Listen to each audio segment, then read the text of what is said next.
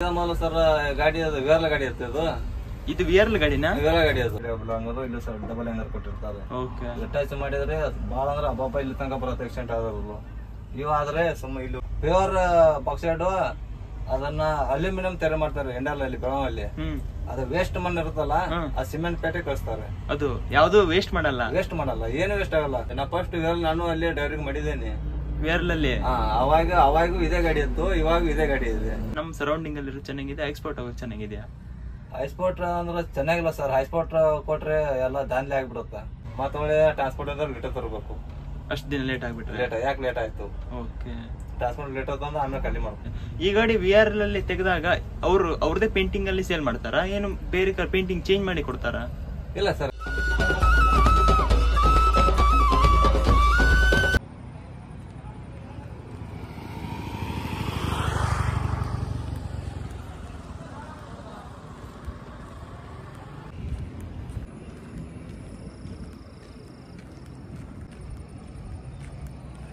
So friends, let's start the log guys. Friends, ಇವಾಗ ನಮ್ ಜೊತೆ ಇದಾರೆ ರಾಜು ಅಂಕಲ್ ಇದ್ದಾರೆ. Welcome uncle.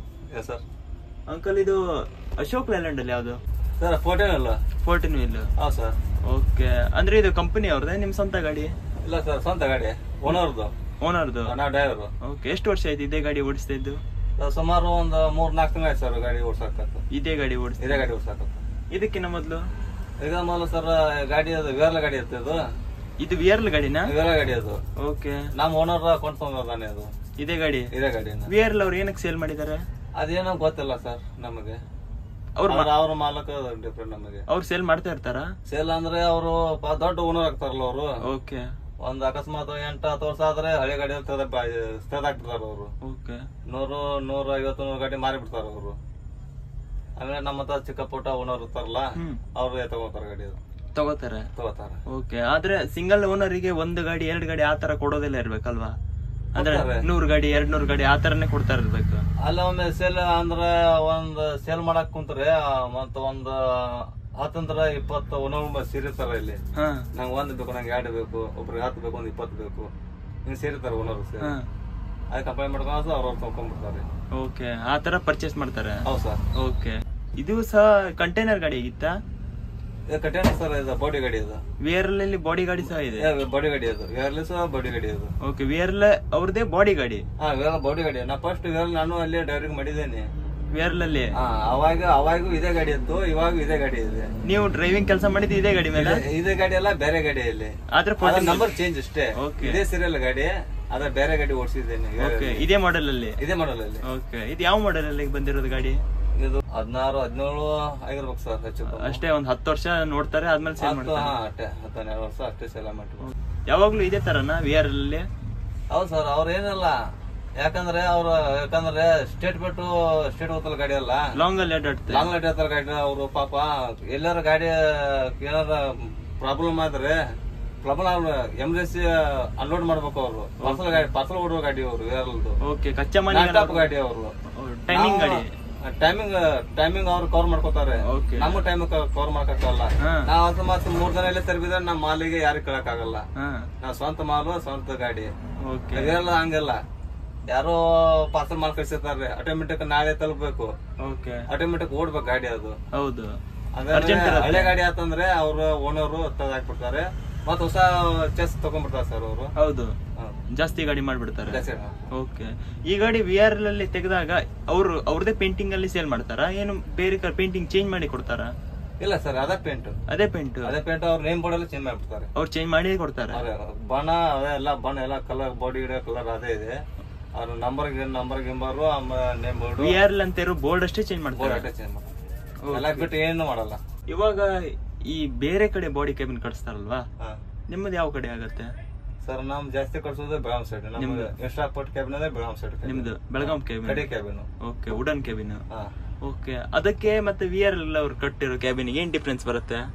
ಏನ್ ಡಿಫ್ರೆನ್ಸ್ ಬರಲ್ಲ ಅಂದ್ರೆ ಅವ್ರು ಏನ್ ಮಾಡ್ತಾರ ಸರ್, ಏನೋ ಸ್ವಲ್ಪ ಟಚ್ ಆದ್ರೆ ಕ್ಯಾಬಿನ್ ಇಸ್ಬಿಟ್ಟು ಬೇರೆ ಕ್ಯಾಬಿನ್ ಏರ್ಬಿಡ್ತಾರ ಅವರು. ಯಾರು? ವಿಆರ್ ಅವರು. ಓಕೆ, ಅಂದ್ರೆ ಪ್ರಾಬ್ಲಮ್, ಗಾಡಿಗೆ ಜಾಸ್ತಿ ದುಡ್ಡು ಹಾಳಾಗಲ್ಲ. ಓಕೆ, ಇನ್ನ ಬೆಳಗಾಂ ಓನರ್ ಸರ್ ಕಟ್ಟಿಗೆ ಕ್ಯಾಬಿನ್ ಚೇಂಜಸ್ ಮಾಡಿಬಿಟ್ಟಿರ್ತಾರೆ. ಸ್ವಲ್ಪ ಟಚ್ ಆದ್ರೆ ಎಲ್ಲಾ ಕಡೆಗೆ ಪುಡಿ ಪುಡಿ ಆಗ್ಬಿಡ್ತಾರೆ. ಜಾಸ್ತಿ ಸ್ಟ್ರೆಂತ್ ಆಗಿ ಕಟ್ಟಿರ್ತಾರೆ.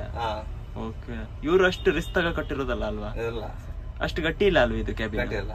ಓಕೆ. ಆದ್ರೂ ಸಹ ಡ್ರೈವರಿಗೆ ಸೇಫ್ಟಿ ಇಲ್ಲ ಆದ್ರೂ ಸಹ ಇದೇ ಬಿಡ್ತಾರ ಅವರು ಮಾರ್ಕೆಟ್ಗೆ? ಬಿಡ್ತಾರೆ. ಇದು ಅಂದ್ರೆ ನಿಮ್ಗೆ ಇಷ್ಟ ಆಗತ್ತ ಡ್ರೈವರ್ಸಿಗೆ ಓಡಿಸೋರಿಗೆ? ಆಗತ್ತೆ, ಡಾರ್ ಪ್ರಾಬ್ಲಮ್ ಅದು. ಬೆಳಗಾಂ ಬಾಡಿ ಕಮ್ಮಿ ಹೀಟ್ ಆಗಲ್ಲ ಅಂತಾರೆ. ಹೀಟ್ ಆಗಲ್ಲ ಸರ್, ಕಟಿ ಕ್ಯಾಬಿನ್ ಅಲ್ಲ ಇದು ತುಂಬಾ ಸುತ್ತ ಮೇಲೆ ಕಟ್ಟಿಗೆ ಅಲ್ಲ ಅದು. ಇದು ತುಂಬಾ ಹೀಟ್ ಆಗತ್ತಲ್ವಾ? ಹೀಟ್ ಆಗತ್ತೆ ಸರ್, ಪೂರ್ತಿ ಹೀಟ್ ಆಗತ್ತೆ. ಬೇಸಿಗೆಗಾಲ ಫುಲ್ ಹೀಟ್ ಆಗತ್ತೆ. ಫ್ಯಾನ್ ಸೈಡ್ ಫ್ಯಾನ್ ಹಾಕೋಬೇಕು ನಾವು. ಇದಕ್ಕೆ ಸೇಫ್ಟಿ ಏನಿಲ್ಲ ಅಲ್ವಾ? ಇದಕ್ಕೆ ಸೇಫ್ಟಿ ಇಲ್ಲ ಸರ್. ಬೆಳಗಾಮಿಗೆಲ್ಲ ಸೇಫ್ಟಿ ಬರುತ್ತೆ? ಎಲ್ಲ ಸೇಫ್ಟಿ. ಓಕೆ. ಡಬಲ್ ಹ್ಯಾಂಗರ್, ಇಲ್ಲೇ ಡಬಲ್ ಹ್ಯಾಂಗರ್, ಆ ಸೈಡ್ ಡಬಲ್ ಹ್ಯಾಂಗರ್, ಇಲ್ಲಿ ಸೈಡ್ ಡಬಲ್ ಹ್ಯಾಂಗರ್ ಕೊಟ್ಟಿರ್ತಾರೆ. ಟಚ್ ಮಾಡಿದ್ರೆ ಬಾಳ ಅಂದ್ರೆ ಅಬ್ಬಬ್ಬ ಇಲ್ಲಿ ತನಕ ಬರುತ್ತೆ ಆಕ್ಸಿಡೆಂಟ್ ಆದವರು. ಇವು ಆದ್ರೆ ಸುಮ್ಮನೆ ಇಲ್ಲಿ ಹೋಗಿ ಬಿಡ್ತಾವ ಸರ್ ಇವು. ಓಕೆ. ಸೊ ಕೆಮ್ಮೆಲೆ ಏರ್ಬಿಡ್ತಾವ ಸರ್ ಇದು. ಬೆಳ ಕ್ಯಾಬಿನ್ ಐತಲ್ಲ ಗಟ್ಟಿಬಿಟ್ಟು ಡಬಲ್ ಹ್ಯಾಂಗಲ್ ಆಗಿಬಿಟ್ಟಿರ್ತಾರೆ. ಪೂರ್ತಿ ಹ್ಯಾಂಗಲ್ಲು ಆತರ. ಇವ್ರು VR ಅವ್ರ ಕ್ಯಾಬಿನ್ ಅಲ್ಲಿ ಅವರೇ ಸ್ವಂತದಾಗಿ ಮಾಡ್ತಾರೆ. ಅಂದ್ರೆ ಇವಾಗ ಏನ್ ಲೋಡ್ ಮಾಡಿ ಬಂದಿದ್ದೀರಾ? ಇವಾಗ ಸರ್ ನಾನು ಬೆಳಗಾವಿ ರೆಡಿಮೇಡ್ ತುಂಬ್ಕೊಂಡಿದ್ದೆ ಆಂಧ್ರಕ್ಕೆ. ಅಂದ್ರೆ ಆಂಧ್ರ ಬಾಕ್ಸೈಡ್ ಅಲ್ಲ, ಬಾಕ್ಸೈಡ್ ರೆಡಿಮೇಡ್ ತುಂಬ್ಕೊಂಡು ಆಂಧ್ರಕ್ಕೆ ಅಲ್ಲಿ ಮಾಡಿ ಹೊಸಪೇಟೆ MT ಬಂದೆ. ಅಲ್ಲಿ ಮ್ಯಾಂಗ್ಸ್ ತುಂಬ್ಕೊಂಡು ಈಗ ಗೋವಾ ಹೋಗ್ತಿದ್ದೇನೆ ಕಾರವಾರ ಮೇಲೆ. ಓಕೆ. ಎಷ್ಟ್ ದಿನಕ್ಕೊಮ್ಮೆ ಟ್ರಿಪ್ ಆಗುತ್ತೆ ಸರ್? 6 ದಿನಕ್ಕ 7 ದಿನಕ್ಕೆ ಟ್ರಿಪ್ ಆಗುತ್ತೆ ಸರ್. ಅಂದ್ರೆ ಎಲ್ಲಿಂದ? ಗೋವಾದಿಂದ? ಇಲ್ಲ ಸರ್, ಬೆಳಗಾವಿ ಆಂಧ್ರ ಹೋಗ್ತೇವೆ ತಾಡ್ಪತ್ರಿ. ಓಕೆ. ಅಲ್ಲಿಂದ ಸೀದಾ MT ಬರ್ತೇವೆ, ಒಂದ್ 70 ಕಿಲೋಮೀಟರ್ ಬರ್ತೇವೆ. ಜಿಮ್ಸಮ್ ತುಂಬ್ತೇವೆ ಅಲ್ಲಿಂದ SSC ಫ್ಯಾಕ್ಟ್ರಿಗೆ, ಅಲ್ಲೇ ಆಂಧ್ರದಲ್ಲೇ. ಓಕೆ. ಕುಡ್ತೀನಿ ಬರ್ತೇವೆ ಸರ್ ಖಾಲಿ ಮಾಡಕ್ಕೆ. ಕುಡ್ತೀನಿ ಖಾಲಿ ಮಾಡಿ ಅಲ್ಲಿಂದ MT ಹೊಸಪೇಟೆ ಬರ್ತಾನೆ. ಹೊಸಪೇಟೆ ಬಂದು ಅಲ್ಲಿಂದ ಮಣ್ಣು ತುಂಬಿಕೊಂಡು ಗೋವಾ ಹೋಗ್ತಾನೆ. ಯಾಕಂದ್ರೆ ರಾಮನಗರ ರೋಡ್ ಬಂದಿದೆ ಸರ್. ಹೌದು, ಈ ಮಳೆಗಾಲದಲ್ಲೇ ಕುಸು ಬಿದ್ದಿದೆ ಅಂತೆ. ರೊಟೇಷನ್ ಕರ್ರ ಮೇಲೆ ಕೊಟ್ಟಿದ್ದಾರೆ ಇವಾಗ. ಅದ್ ಲಾಂಗ್ ಆಗಲ್ವಾ? ಲಾಂಗ್ ಆಗತ್ತೆ, ಮತ್ತೆ ರೋಡ್ ಬಂದಿದೆ. ಖರ್ಚು ಜಾಸ್ತಿ ಬರುತ್ತೆ. ಬಾಡಿಗೆ ಸರ್ ಜಾಸ್ತಿ ಬಾಡಿಗೆ ಮಾಡಿದಾರೆ ಅಂತೆ. ಬಾಡಿಗೆ ಜಾಸ್ತಿ ಮಾಡಿದ ಅಂತ ಅನ್ನೋ ಸುದ್ದಿ. ನಮ್ಗೆ ಗೊತ್ತಿಲ್ಲ, ಯಾರಿಗೂ ಗೊತ್ತಿಲ್ಲ, ಓನರ್ ಗೊತ್ತು. ಓಕೆ. ಓನರ್ ಹೇಳ್ತಾರೆ ನಿಮ್ಗೆ?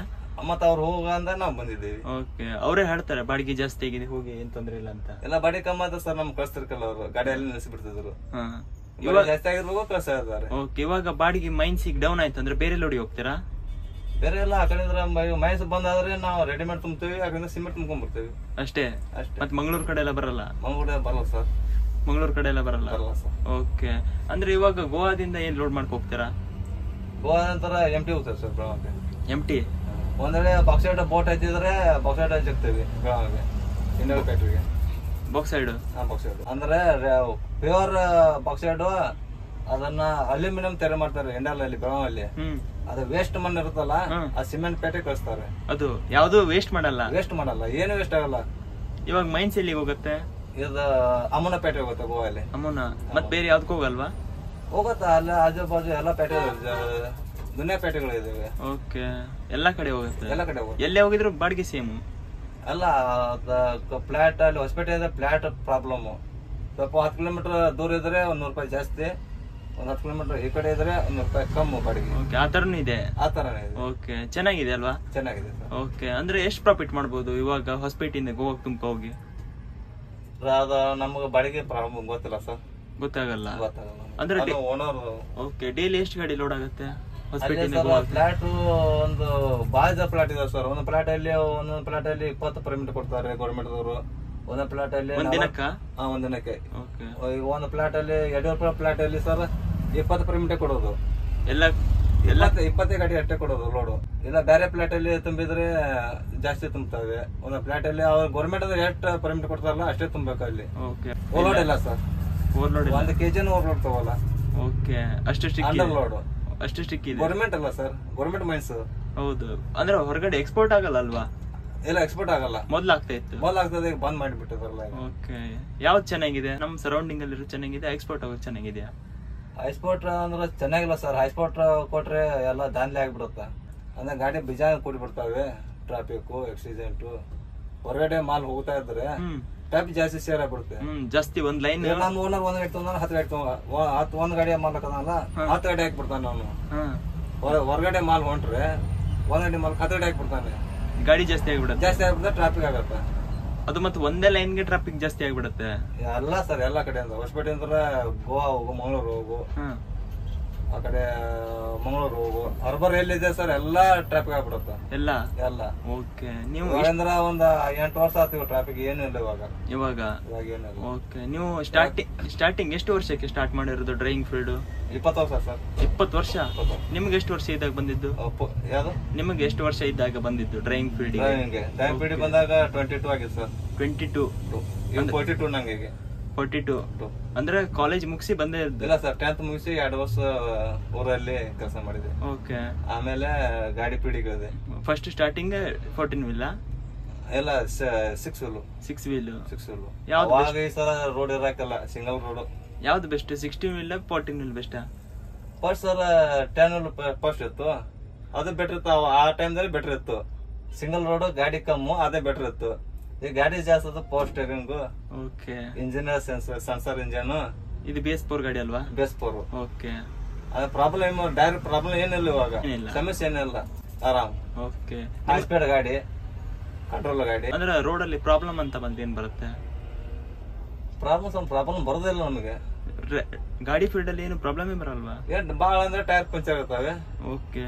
ಆ ಪಂಚರ್ ಟೇಪ್ನಿ ಇರುತ್ತೆ, ಒಂದು ಟೈರ್ ಬಿಚ್ಚಿ ಟೇಪ್ನಿ ಹಾಕುತ್ತವೆ, ಅಷ್ಟೇ ಪ್ರಾಬ್ಲಮ್. ಓಕೆ. ನಮಗೆ ಏಟ ದುಡ್ಡು ಬೇಕಾದ್ರೆ ನಮ್ಮ ಓನರು ಫೋನ್ ಪೇ ಮಾಡ್ಬಿಡ್ತಾನೆ, ಅಷ್ಟೇನಾ? ಅಷ್ಟೇ ಸರ್. ಇವಾಗ ಎಲ್ಲಾದ್ರೂ ಟಚ್ ಆಯ್ತಂದ್ರೆ ಗಾಡಿ ನಿಮ್ಮ ಮೇಲೆ ರಿಸ್ಕ್ ಇರತ್ತಲ್ವಾ? ಇಲ್ಲ ಸರ್, ನೋಡ್ಬೇಕು. ಟೈರ್ ಪ್ರಾಬ್ಲಮ್ ಇದೆ, ಟೈರ್ ಮೇಲೆ ರಿಸ್ಕ್. ಟೈರ್ ಪ್ರಾಬ್ಲಮ್ ಅಂದ್ರೆ ಇನ್ನೊಬ್ಬ ಯಾರು ಮಾಡಿದ್ರೆ ಪ್ರಾಬ್ಲಮ್. ಟೈಮಿಂಗ್ ಲೋಡ್ ಇರುತ್ತಾ? ಟೈಮಿಂಗ್ 3 ದಿವಸ ಲೋಡ್ ಟೈಮಿಂಗ್ ಇರುತ್ತೆ. 3 ದಿವಸ. 3 ದಿನ. ನಿನ್ನೆ ಲೋಡ್ ಮಾಡಿದ್ರೆ ಇವತ್ತೊಂದು ಹಲ್ಟಿಂದ ನಾಳೆ ಖಾಲಿ ಆಗುತ್ತೆ. ಓಕೆ. ಅಷ್ಟು ದಿನ ಅಕಸ್ಮಾತ್ ಒಂದಿನ ಲೇಟ್ ಆದ್ರೂ ನಡೆಯುತ್ತೆ. ಪ್ರಾಬ್ಲಮ್ ಆದ್ರೆ ಏನೋ ಗಾಡಿ ಏನೋ 8 ದಿನ 10 ದಿನ ಆದ್ರೆ ನಡೆಯಲ್ಲ. ಮತ್ತೆ ಒಳ್ಳೆ ಟ್ರಾನ್ಸ್ಪೋರ್ಟ್ ಅಂದ್ರೆ ಲೇಟ್ ತರಬೇಕು. ಅಷ್ಟು ದಿನ ಲೇಟ್ ಆಗ್ಬಿಟ್ರೆ ಯಾಕೆ ಲೇಟ್ ಆಯ್ತು? ಓಕೆ. ಟ್ರಾನ್ಸ್ಪೋರ್ಟ್ ಲೇಟ್ ಆಯ್ತು ಆಮೇಲೆ ಖಾಲಿ ಮಾಡ್ಕೊ. ಓಕೆ. ಯಾವತ್ತಾದ್ರೂ ನಿಮ್ಗೆ ಆಗಿತ್ತಾ? ಆಗಿಲ್ಲ ಸರ್. ಆಗಿಲ್ಲ ಅಂದ್ರೆ ಡೈರ್ ಅನ್ನೋ ಮಾತು. ಓಕೆ. ಇವಾಗ ಸ್ವಲ್ಪ ಜನ ಹೇಳ್ತಾರಲ್ವಾ, ಡ್ರೈವರ್ಸ್ ಅಂದ್ರೆ ಸ್ವಲ್ಪ ಕೆಟ್ಟ ರೀತಿಯಲ್ಲಿ ನೋಡ್ತಾರೆ. ಅದ್ ನಿಜನಾ? ನಿಜ ಅದು ಸರ್. ನಾವ ಗಾಡಿ ಓಡಿಸಲ್ಲ ಅಂದ್ರೆ ಜಗತ್ ನಡೆಯುತ್ತಾ? ಇಲ್ಲ. ನಾವ್ ಡ್ರೈವರ್ ಎಲ್ಲ ಬಂದ್ ಮಾಡಿ ಕುಂತ್ರೆ ಜಗತ್ ನಡೆಯುತ್ತಾ? ಇಲ್ಲ. ಅಥವಾ ರೈತ ಹೊಲ ಬಿತ್ತಲ್ಲ ಅಂದ್ರೆ ಊಟ ಮಾಡಕ್ ಕಾಳು ಸಿಗತ್ತಾ? ಇಲ್ಲ, ಸಾಧ್ಯ ಇಲ್ಲ. ರೈತ ಒಕ್ಕದ್ರೆ ಒಂದ್ ತೂತ್ ಊಟ ಮಾಡ್ತಾರೆ ಯಾರಾದ್ರೂ? ಇಲ್ಲ. ಡ್ರೈವರ್ ಗಾಡಿ ಸ್ಟೇರಿಂಗ್ ಮುಟ್ಟಿದ್ರೆ ಅಷ್ಟೇ ಗಾಡಿ ಓಡೋದು. ಡ್ರೈವರ್ ಬಿಟ್ಕೊಂಡ್ರೆ ಗಾಡಿ ಓಡತ್ತ? ಓಕೆ. ಏನ್ ಪ್ರಾಬ್ಲಮ್ ಆಯ್ತು ಜಗತ್ತಲ್ಲಿ ಹೇಳಿ ನೀವು ಸರ್. ಹೌದು, ಯಾರಿಗೂ ಊಟಕ್ಕೂ ಇದಿರಲ್ಲ, ಏನಿರಲ್ಲ. ನಾವ್ ಸಹಾಯ ಮಾಡೋದು ಎಲ್ಲರಿಗೂ. ಹೌದು, ಎಲ್ಲ ನೀರು ಹಿಡ್ಕೊಂಡು ಒಂದು ಅನ್ನ ನಾವು ಸಹಾಯ ಮಾಡೋದು. ಹೌದು. Thank you so much.